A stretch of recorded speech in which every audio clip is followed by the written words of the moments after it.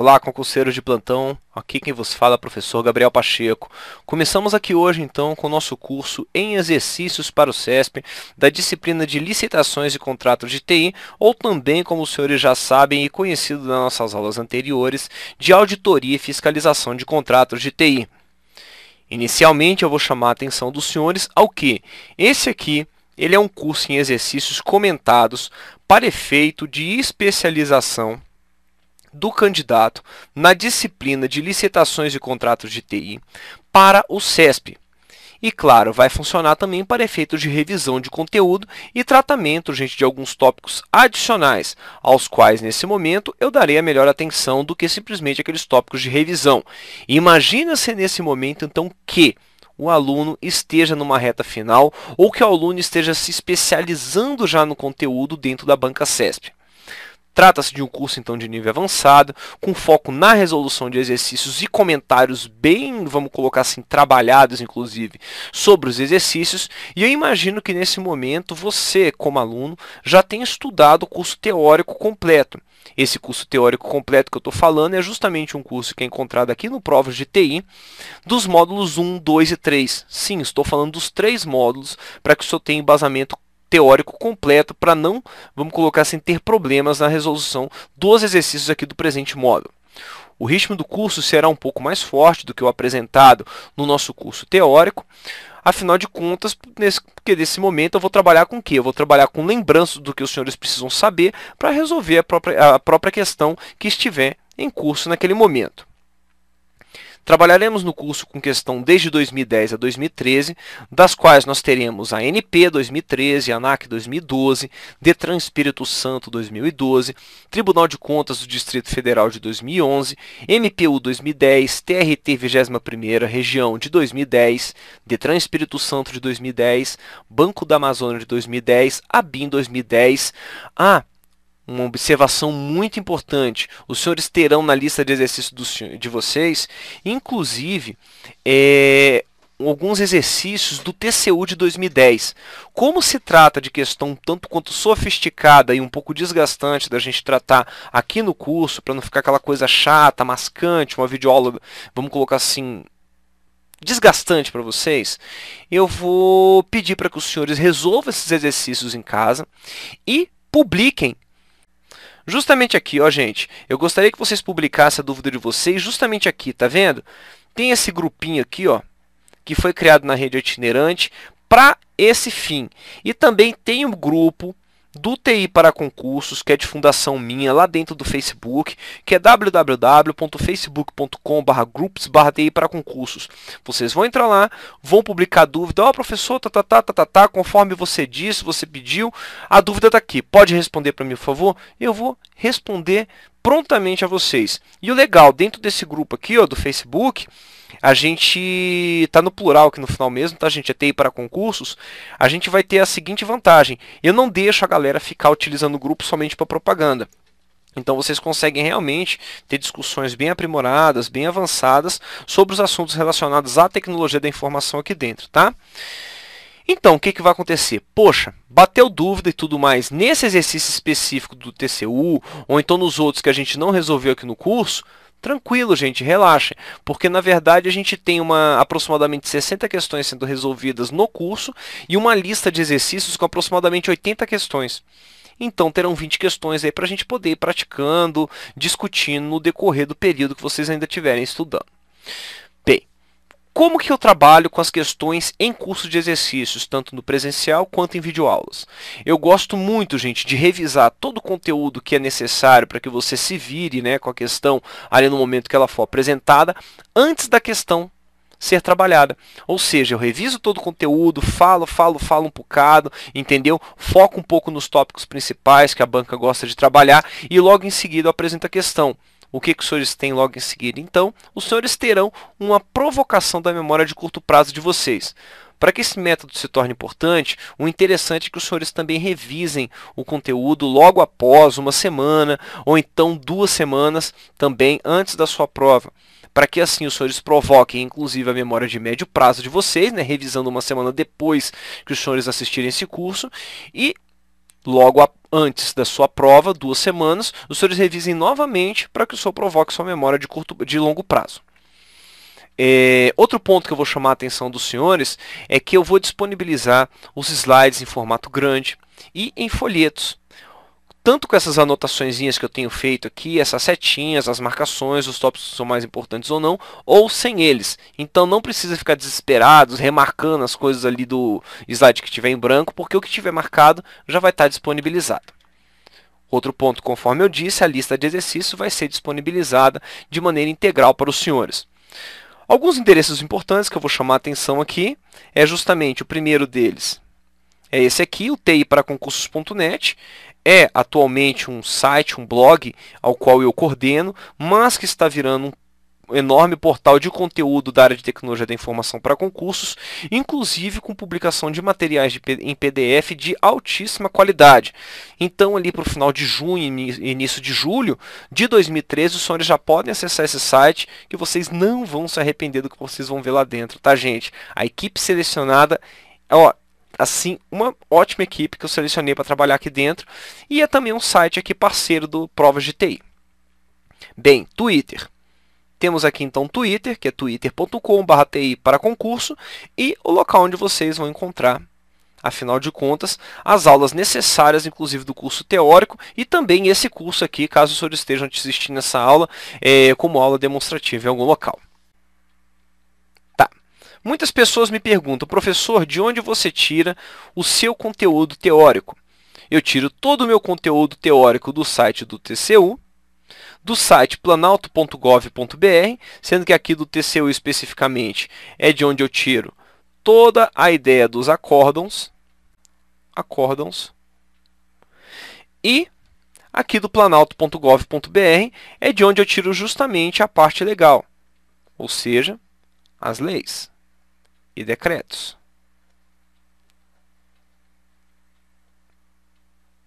Planejamento.gov.br é de onde eu tiro a parte das instruções normativas. E aqui esse endereço é bem interessante, que os senhores vão ver, que é um aplicativo muito legal que o TCU está publicando aí, falando justamente sobre o resumo dos acórdãos, né, que têm sido votados ali semanalmente. E quando vocês vão ver aqui, receber esses resumos, é bem bacana que vários tópicos referentes à tecnologia da informação acabam aparecendo aqui. E por final, é claro, o site do CESP, cesp.nb.br, que é de onde eu retiro todas as nossas provas a serem trabalhadas aqui dentro do curso. Bem, o nosso conteúdo programático vai ser dividido da seguinte forma. Eu vou trabalhar, né, de uma forma muito mais didática com os senhores do que é apresentado na lista, porque afinal de contas na lista de exercícios, os senhores têm todos os exercícios lançados lá de acordo com o que a banca andou publicando, né? Que é a realidade, afinal de contas, que vocês vão ter na prova de vocês, concordam, gente?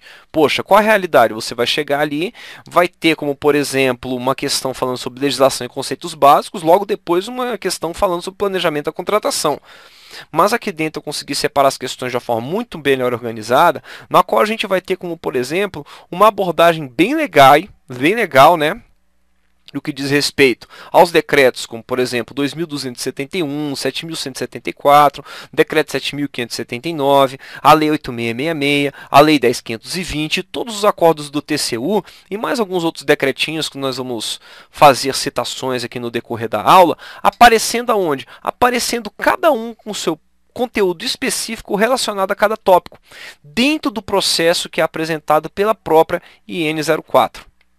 Estão de acordo? Então nós vamos falar sobre legislação e conceitos básicos, vamos falar sobre princípios aplicáveis, sobre tópicos relacionados à terceirização, gestão de TI e ao planejamento de TI, onde inclusive a gente vai fazer aqui uma pequena, vamos colocar assim, introdução e revisão ao decreto 7.579, que fala justamente sobre o CISP. Falaremos sobre o planejamento da contratação, que conforme nós sabemos é a chamada fase preparatória, que é apresentada para nós dentro da lei 10.520. Falaremos sobre a seleção do fornecedor, que é justamente o que é apresentado na Lei 10.520 como fase externa. Falaremos sobre gerenciamento do contrato, que é o que é apresentado como fiscalização dentro da Lei 8.666. Falaremos sobre registro e notificação de irregularidades e sobre penalidades e sanções administrativas. Verifiquem que aqui nesse momento eu estou falando das 3 fases. Aqui nesse momento, que são apresentadas na IN 04, mas em uma visão um pouco mais abrangente para a resolução de questões do CESP, no que diz respeito ao quê? Ele traz realmente essa visão de falar que é fase preparatória, de falar que é fase externa, de falar que é fiscalização. E traz também uma preocupação enorme aqui, os senhores vão ver, no que diz respeito ao planejamento de tecnologia da informação aplicado aos contratos de tecnologia da informação. Os senhores vão sentir isso nas questões, é muito gritante esse diferencial que o CESP tem. Por que eu falo diferencial? Para falar a verdade, o CESP é a banca mais madura no que diz respeito às questões de tecnologia da informação, de licitações e contratos. Exatamente, gente. As outras bancas, para vocês terem uma ideia, eu tentei reunir questões, eu consegui reunir 13 questões diferentes de todas as outras bancas, falando no mesmo contexto de licitações e contratos de TI. Enquanto aqui do CESP eu comecei a retirar questões da lista de exercícios porque elas já estavam ficando repetitivas, para vocês terem uma ideia. Então, o que eu estou dizendo? Vai estudar para concurso público, qualquer que seja a banca, entre 2013 e 2014, ali até final de 2014, por enquanto, estudem pelo CESP. Vocês vão se dar bem em qualquer banca que estiver cobrando esse conteúdo, pois é a banca com maior capacidade e maturidade de cobrar de vocês este conteúdo, vamos colocar assim, de maneira madura mesmo, de forma que vocês consigam abranger ele como um todo, de maneira mais holística. Começando então aqui, já que é a nossa conceituação, conforme eu disse para vocês, de trabalhar com o comentário da questão previamente, a discussão sobre o que eu acredito que seja importante de ser encontrado na questão e logo após a questão, eu vou começar falando aqui para os senhores sobre ato administrativo. Os senhores vão ver que a abordagem que eu estou dando aqui é um tanto quanto mais direta do que a abordagem do curso teórico. Professor, estou sentindo uma dúvida enorme no curso de resolução de exercícios, estou perdido, não está dando para mim. O que o senhor acredita que eu possa fazer como aluno? Eu acredito que você possa pegar e assistir os 3 primeiros cursos, os 3 primeiros módulos, na verdade, aqui do curso de licitações e contratos de TI, que são encontrados lá dentro do Provas de TI. Assistindo eles, você volta aqui para o curso de exercícios, aí realmente você não vai estar mais perdido, porque conforme eu disse, esse curso aqui, o ritmo dele é mais forte. Eu levo em consideração que o aluno já sabe, afinal de contas, do que a gente está trabalhando e nesse momento ele está simplesmente se especializando. Vamos começar aqui então falando sobre ato administrativo. Sim, gente, essa palavra linda e maravilhosa chamada ato administrativo. Temos que lembrar então do direito administrativo que uma das características do meu ato administrativo é que ele comumente vai ser formal. Professor, como assim formal?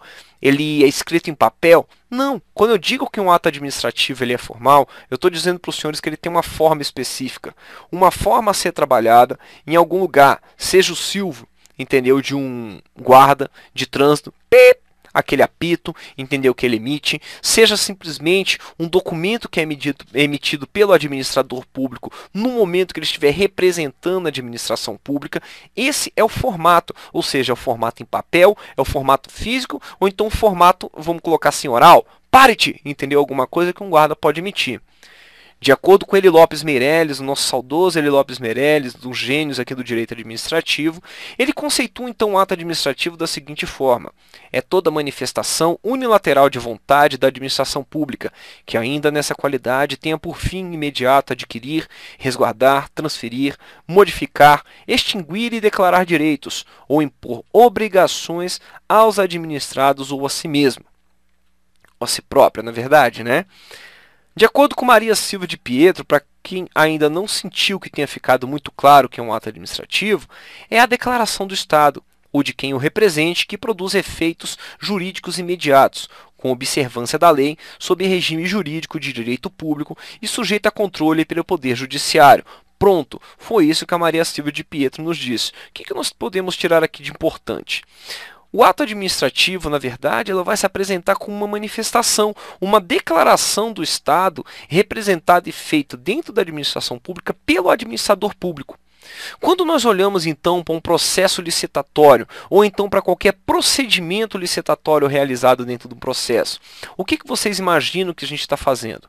Sim, gente, exatamente, estamos trabalhando com um ato administrativo. Olha o que essa questão nos traz nesse momento. MPU, analista, não obrigatoriamente analista de TI, eu sei que não era, tá bom? Mas é uma questão assim que eu achei muito legal da gente trabalhar justamente para dar esse embasamento do que vem a ser ato administrativo na visão que a gente precisa. Todo procedimento licitatório será sempre um ato administrativo formal. Bem, como que a gente resolve a questão do CESP? Quem já trabalhou comigo sabe, a gente divide a questão em dois, ó. Nesse caso aqui, por quê? Porque, na verdade, as questões do CESP são expressões lógicas. Sendo expressões lógicas, eu preciso considerar o seguinte: ela é uma expressão lógica que junta argumentos lógicos que utilizam o conectivo e. Ou seja, o primeiro argumento, nesse caso aqui, e o segundo precisam estar verdadeiros para que a minha expressão lógica toda esteja verdadeira. Os senhores lembram disso lá da lógica? Exatamente, gente. Estou tirando isso aqui da lógica, tá? Então, como que eu vou resolver essa questão? Eu vou dividir ela, conforme eu já dividi aqui nesse momento, e vou falar, ó, todo procedimento licitatório será sempre um ato administrativo formal? Acabamos de ver que ele vai ser, sim, um ato administrativo e formal, porque ele possui uma forma específica de ser trabalhada. Agora, ela é a segunda, ou seja, primeiro aqui, ó, tá certinho, né? O verdadeiro. A segunda, independentemente da esfera da administração pública em que seja realizado. Veremos então que todo procedimento licitatório ele deve obedecer obrigatoriamente ao que nós tínhamos descrito, ao que nós temos descrito ainda lá na nossa lei 8666, que acabou fazendo o que, gente? Regulamentando o nosso artigo 37 lá da nossa Constituição Federal. A Lei 8666, que trata diretamente da Lei de Licitações de Contratos. Que interessante, professor. Isso mesmo, gente. Regulamentando o que, então? O inciso 21 do artigo 37 da Constituição Federal de 1988, aplicável a todos os entes da administração pública, direta, autárquica ou fundacional, em todas as suas esferas que os senhores possam imaginar, que nós veremos logo em seguida. Então, o que acontece? Voltando à questão, ele simplesmente nos questiona isso. Olha lá, independente da esfera da administração pública em que seja realizado. O que torna automaticamente aqui para a gente essa questão uma questão verdadeira, meu povo. Gostaram? Sim! Isso é um curso de resolução de exercícios no formato que eu falei para vocês. Vejam que a gente vai embasar sempre o que vocês precisam de teoria, vamos trabalhar novamente a teoria no decorrer da questão e vamos resolver a questão implementando maiores conhecimentos que os senhores precisem. Então, vamos seguir. Lei 8666 de 1993, chamada também de Lei de Licitações e Contratos. Ok? Não é licitações de contratos de TI, tá, gente? Não vamos confundir com o nome da matéria, porque, na verdade, conforme nós sabemos, a Lei 8666, ela nos traz uma abordagem um tanto quanto abrangente sobre como as licitações de contratos devem ser realizadas dentro da administração pública. A Lei 8666, ela simplesmente, conforme eu disse já anteriormente, regulamenta, simplesmente não, que ela tem muitas páginas, é extremamente complexa, né? Ela regulamenta o inciso 21 do artigo 37 da Constituição Federal de 1988. Artigo 1º da Lei 8666. Essa lei estabelece normas gerais sobre licitações e contratos administrativos pertinentes a obras, serviços, inclusive de publicidade, compras, alienações e locações no âmbito, na verdade, dos poderes da União, dos estados, do Distrito Federal e dos municípios. Ou seja, tudo que tiver respeito aqui, dentro do que diz respeito aos poderes da União, todos os poderes da União e todas as esferas da administração pública, ele vai simplesmente abranger. Eles vão ter que obedecer obrigatoriamente à Lei 8666. Parágrafo único. Subordinam-se ao regime dessa lei, além dos órgãos da administração pública direta, que fique muito claro isso aqui, tá, gente? Os fundos especiais, as autarquias, as fundações públicas, as empresas públicas, as sociedades de economia mista e demais entidades controladas direta ou indiretamente pela União, Estados, Distrito Federal e municípios. Professor, o que são os fundos especiais, afinal de contas? Os fundos especiais não são nada mais, nada menos que qualquer fundo administrado pelo governo, dos quais podemos citar inclusive o FNDE e o FAT. Vamos lá então. Artigo 2º. As obras, serviços, inclusive de publicidade, compras, alienações, concessões, permissões e locações da administração pública, quando contratadas com terceiros, serão necessariamente precedidas de licitação, ressalvadas as hipóteses previstas nessa lei. Professor, eu gostaria de entender melhor um pouquinho o que o rapazinho aqui, como avaliador, está me cobrando. Ou seja, ele está colocando aqui para a gente, quando contratados com terceiros, serão necessariamente precedidas de licitação, ressalvadas as hipóteses previstas nessa lei. Ele está dizendo para a gente o seguinte: senhores, considere sempre, absolutamente sempre, que a regra geral vai ser licitar. A ausência de licitação é uma exceção, conforme está sendo citado aqui no artigo 2º. Quando eu falo o seguinte, olha, estou trabalhando com dispensa, estou trabalhando com inexigibilidade, é a exceção. Olhe para a sua questão sempre com essa característica. A regra é licitar. Olha essa questão que interessante. Os órgãos da administração direta, os fundos especiais, as autarquias, as fundações públicas, as empresas públicas, as sociedades de economia mista e as demais entidades controladas direta ou indiretamente pela União, pelos estados, pelo Distrito Federal e pelos municípios estão subordinados ao regime dessa lei. O que o avaliador fez aqui para nós? Ele pegou o artigo 1º, ele pegou o parágrafo único do artigo 1º e ele pegou o artigo 2º da Lei 8666, compilou tudo e trouxe para a gente nessa questão, o que traz automaticamente para a gente uma questão correta. A única coisa que ele fez foi trazer aqui, ó, como por exemplo, as esferas, né, específicas, vamos colocar assim, da minha administração pública, que seria o artigo 1º, né? Aqui, ó, o 1º. Colocou um pouquinho depois do que a gente tinha aqui anteriormente, né? Que os órgãos da administração direta, os fundos especiais, tal e tudo mais, do que é trazido justamente no seu parágrafo único. Está perfeita essa questão, senhores? Eu acho que ela está certa, né? Vamos verificar. Pronto, professor, ela está certa, de acordo com o referenciado, justamente no artigo 1º da Lei 8666. Um tópico importantíssimo que nós precisamos ter gravado na nossa cabeça, muito bem entendido, que não podemos deixar de considerar de forma alguma no momento que estamos falando de qualquer curso de licitações de contratos, seja de tecnologia da informação, seja do que for na nossa vida, é o que diz respeito à modalidade versus o tipo de licitação. Para um melhor entendimento, podemos dizer então que a modalidade é como ocorre um jogo.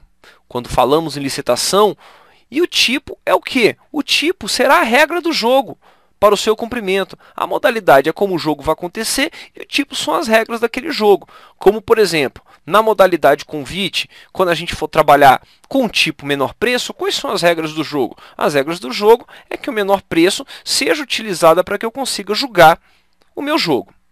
Beleza? Quais são as modalidades que vão ser encontradas, então, na nossa Lei 8666? A modalidade inicial vai ser a concorrência. A outra modalidade que nós teremos aqui vai ser a tomada de preços.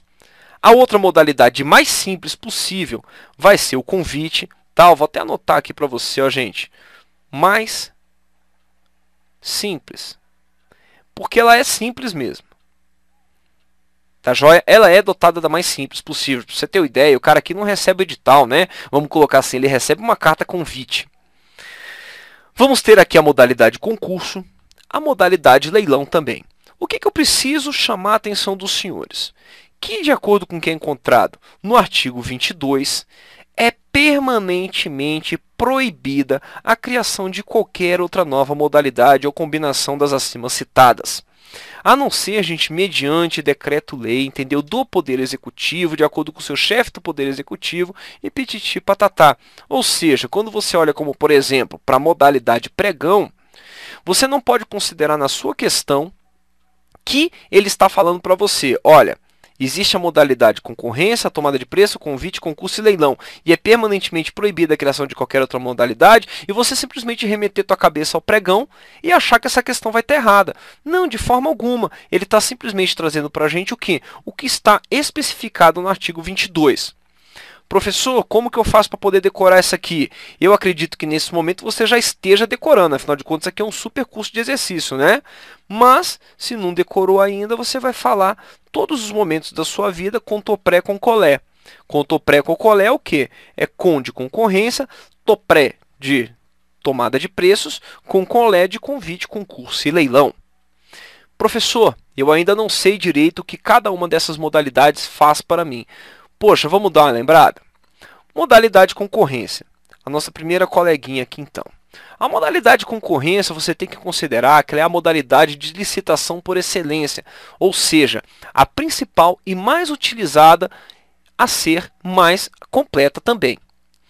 Como assim, professor, a ser a mais completa também? Eu estou falando a ser a mais completa porque nós estamos falando aqui de várias modalidades, inclusive da modalidade convite. Assim como eu falei que a modalidade convite é a mais simples, a gente tem que considerar a modalidade concorrência como a mais completa, tá?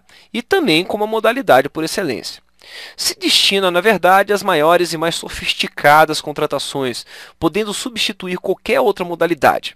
Na concorrência, pode haver a participação de qualquer interessado, independente desse interessado, preste atenção nesse tópico e anotem, gente, se for o caso, né?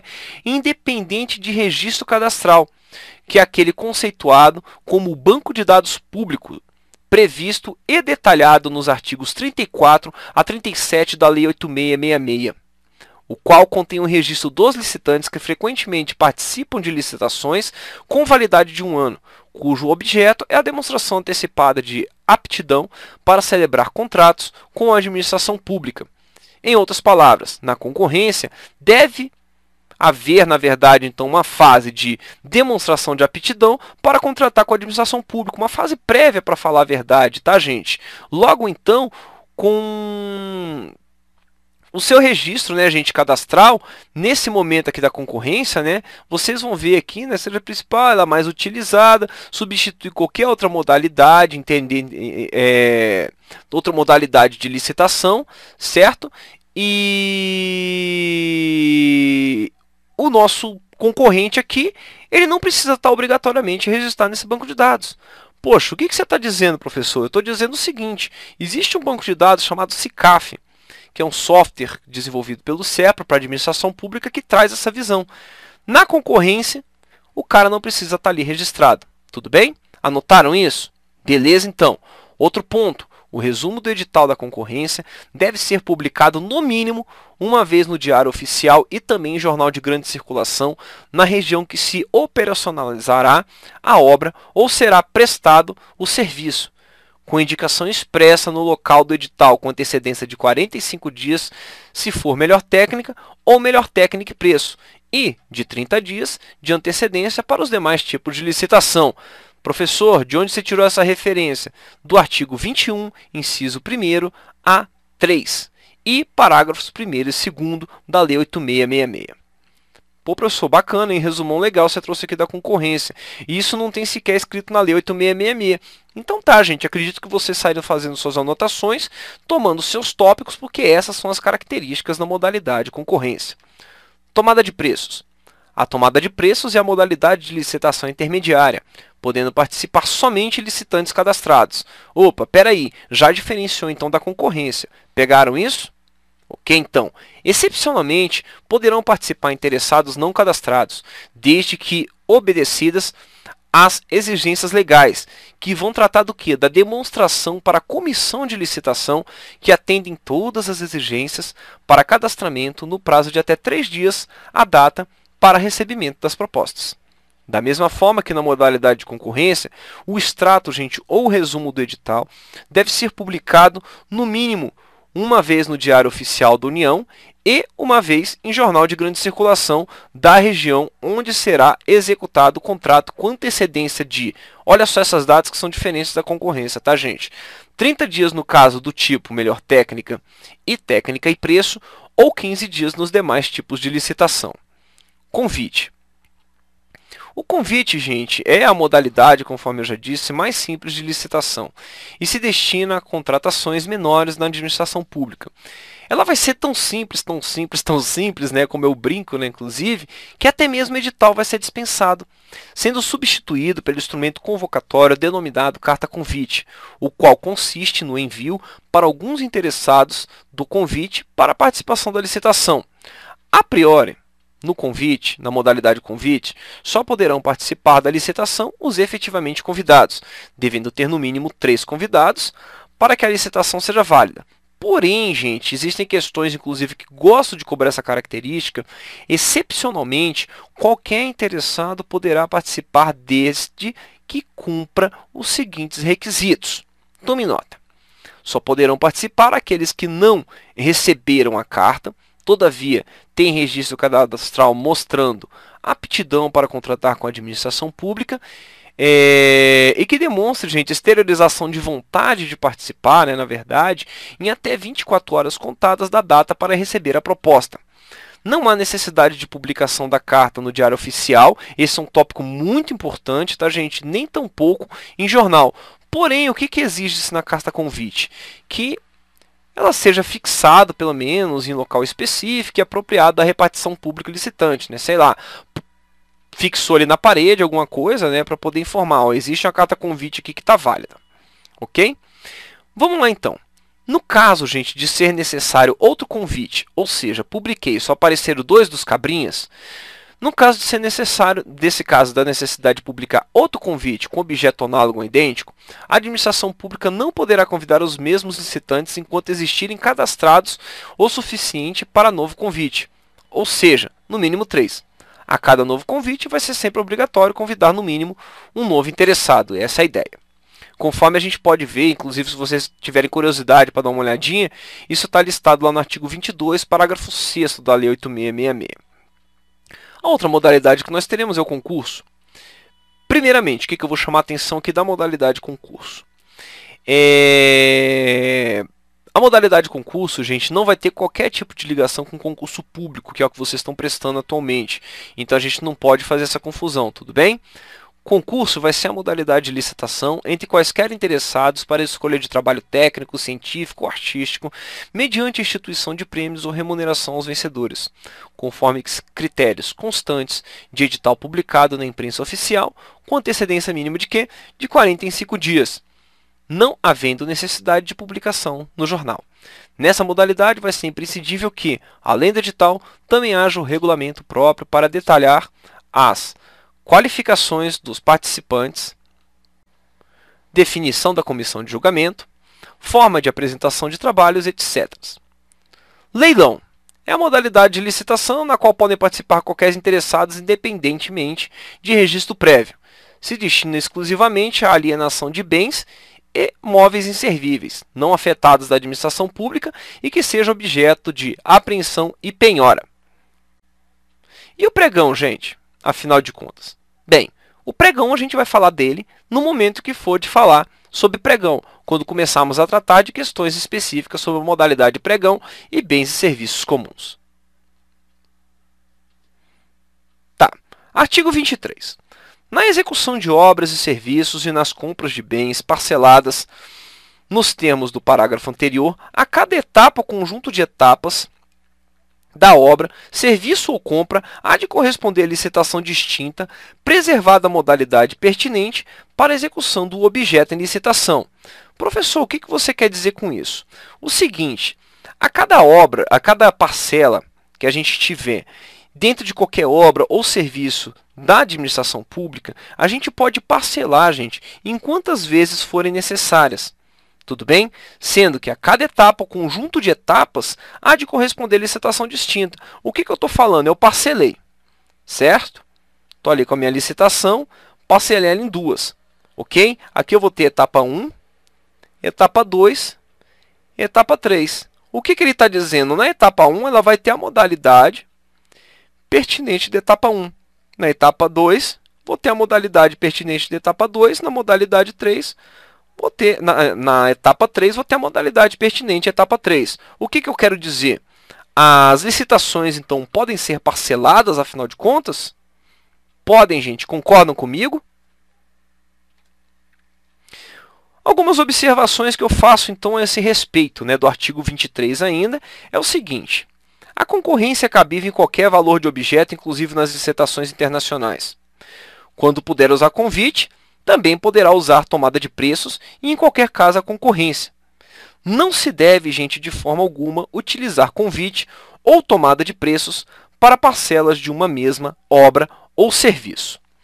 Eu vou dar paradinha por aqui e na próxima aula eu já volto resolvendo alguns exercícios para a gente poder compilar, afinal de contas, esses 3 últimos slides que eu acabei de apresentar para os senhores. Um grande abraço e até já!